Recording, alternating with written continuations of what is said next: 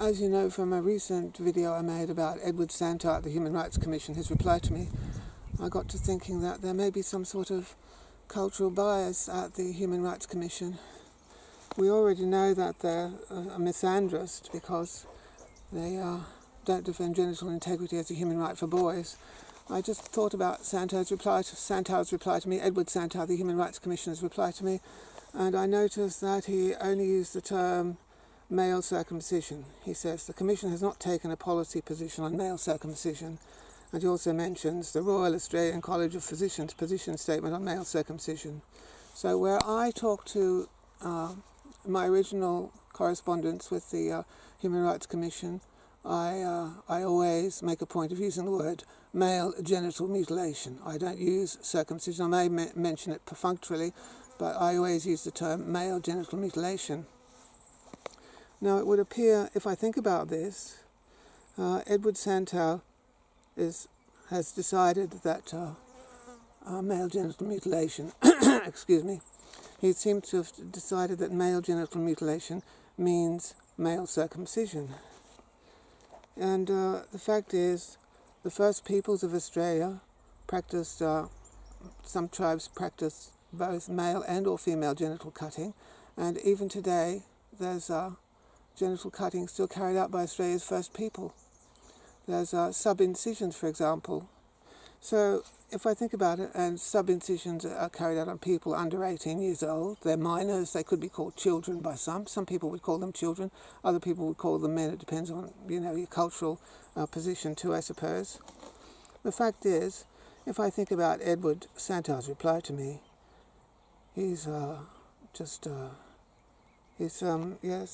there's some possibly a cultural bias there. He hasn't mentioned subincision. Subincision has been practiced in Australia, for example. Subincision isn't circumcision. Subincision is subincision. We've got to start, intactivists and human rights people have got to start thinking about the language we use. Circumcision isn't subincision.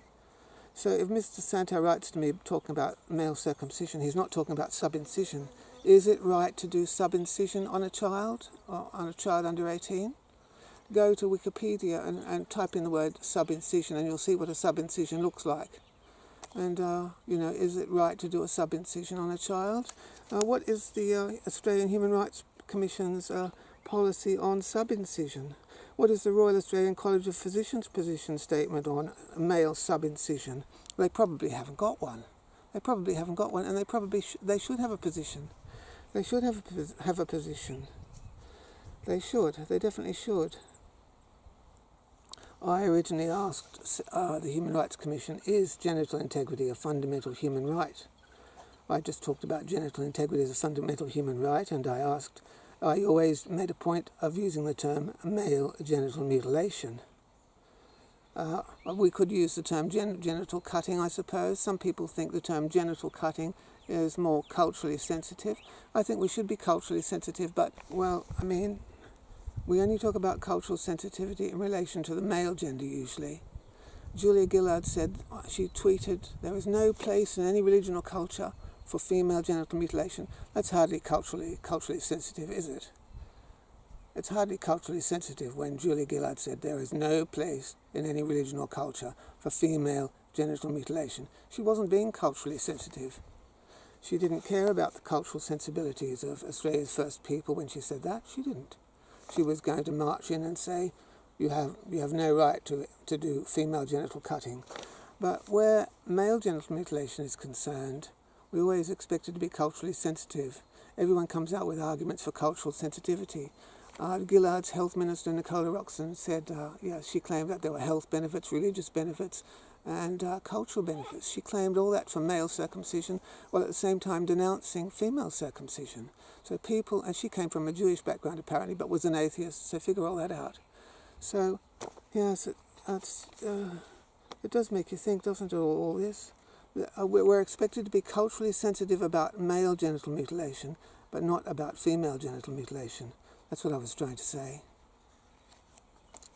Yes, we've got to be culturally sensitive, but we're only culturally sensitive when we feel like being culturally sensitive.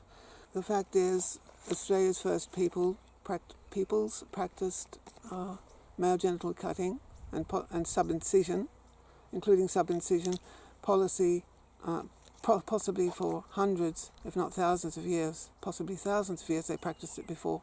They might have practiced it before even the Egyptians started their Egyptian-style circumcision. I've got the circumcision that evolved from Egyptian circumcision. And I'm not Jewish, I'm not Aboriginal, I'm not Arabic, I'm not Islamic, I'm not any of those religions or cultures. But I'm wearing that particular type of circumcision carved onto my body that evolved from ancient Egypt, for example. And I didn't agree to that. I didn't. I think American intactivists too should think about the fact that subincision is part of American history. It is. It's part of American history. We shouldn't only be talking about circumcision. We should be including subincision when we discuss it. It's part of Hawaiian history, for example. It is. And Hawaii is part of the United States.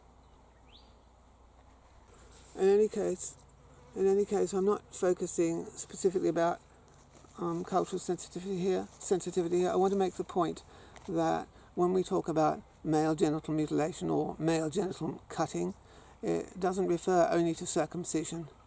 It refers to other forms of genital cutting like subincision, where you put a slice right on the underside of the penis, for example. And you might even have to sit down and urinate that way for the rest of your life. I think one should have a say in that if one's going to have that done to oneself. And so it's not, when we talk about male genital mutilation, we're including subincision. It's not good enough for the Human Rights Commission just to be talking about circumcision. It's not good enough for the Australasian College of Physicians to talk about just circumcision either. You've got to include subincision and any other type of genital cutting when you're talking about male circumcision. That would include genital piercing too. It would include genital piercing. In New Zealand, for example, in the old days, I don't know if it's still done, but Maori boys some of them used to have a piercing between the anus and between the scrotum. There'd be a piercing there. I'm not an expert on that, but I just make the point that, you can argue about piercings as well. You can, and whether they're a human rights violation or culturally appropriate. These things all have to be discussed. They have to be discussed. There's no point in making out that male genital mutilation is circumcision only, because it just isn't. And Edward Santow should understand that. He should be made to understand that if he doesn't understand it. No particular group has a preserve on male genital mutilation. It's not the exclusive preserve of any particular society or culture, male genital mutilation. Anyone can decide to do male genital mutilation.